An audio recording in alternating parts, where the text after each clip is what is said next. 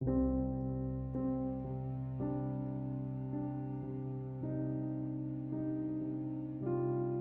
enable or disable Smart Capture in Samsung Galaxy S10, open Settings.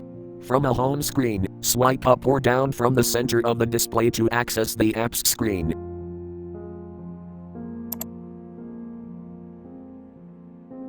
Tap Settings.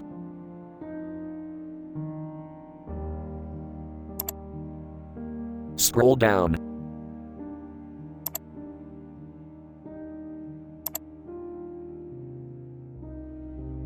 Tap Advanced Features.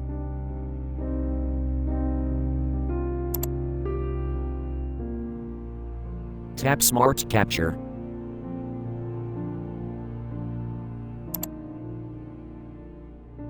Tap Smart Capture switch until blue to enable, or tap until gray to disable.